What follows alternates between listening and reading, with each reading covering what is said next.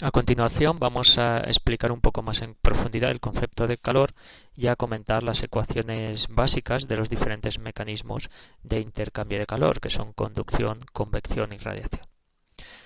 Comenzamos explicando de nuevo o definiendo de nuevo el calor. Vamos a definir el calor, como ya hemos comentado anteriormente, como aquella forma de energía que se transfiere cuando existe una diferencia de temperaturas entre la frontera del sistema y su entorno. Y siempre, esto es importante, el calor se transfiere desde las temperaturas altas hacia las temperaturas bajas. Siempre va en ese sentido el flujo de calor. Si un sistema obviamente está en equilibrio térmico con el ambiente, pues no puede haber transferencia de calor. Y el calor se puede intercambiar o transferir de un sistema al entorno mediante diferentes mecanismos, que son la conducción, convección y radiación. Estos tres mecanismos se corresponden con los tres temas siguientes de la asignatura, los temas 4, 5 y 6. Aunque aquí en la introducción de este tema vamos a presentar las ecuaciones básicas que nos permitan hacer, por lo menos de momento, algunos cálculos sencillos de intercambio de calor. Más adelante en los temas siguientes entraremos en profundidad en cada uno de estos mecanismos.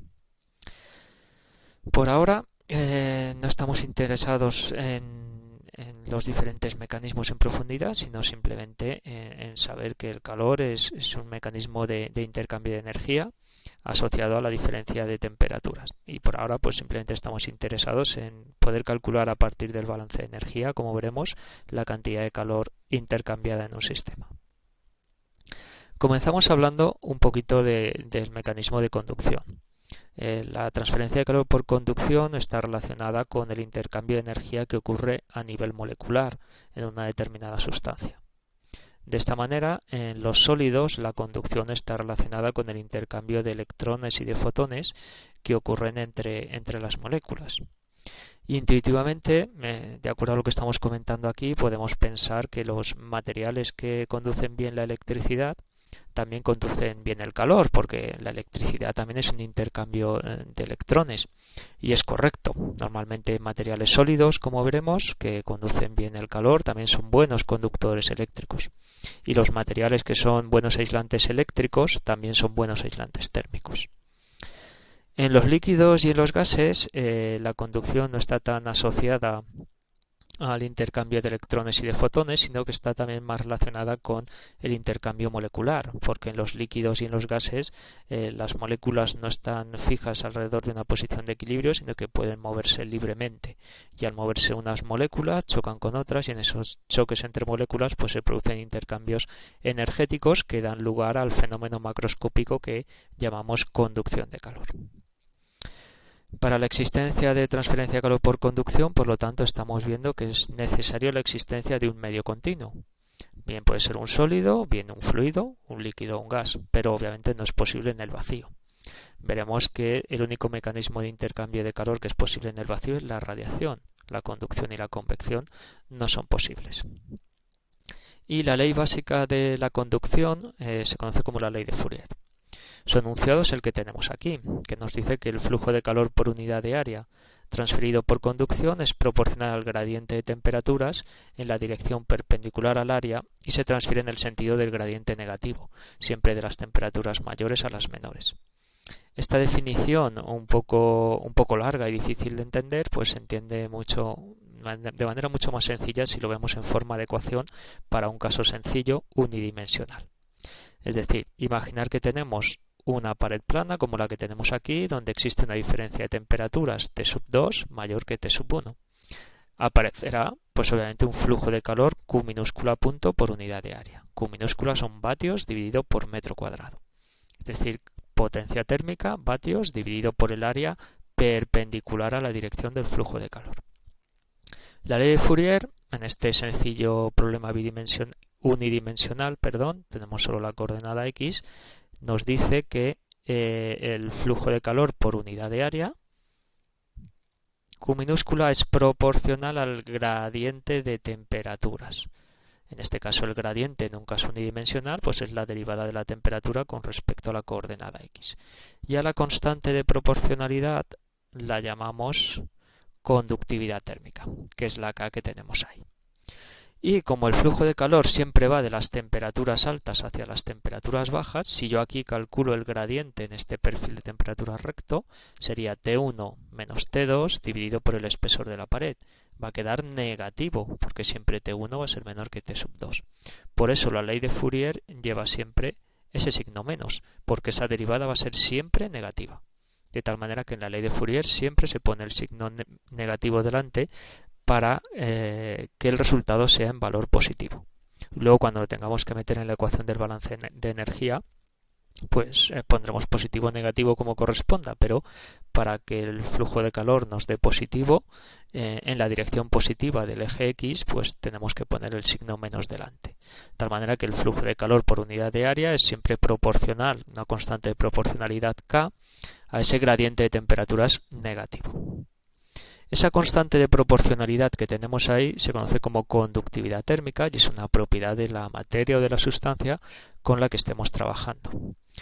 Las unidades de la conductividad térmica, si hacemos un análisis de unidades de esa ecuación, serían vatios dividido metro Kelvin en el sistema internacional y lógicamente es un indicativo de la capacidad que tiene ese medio de conducir el calor.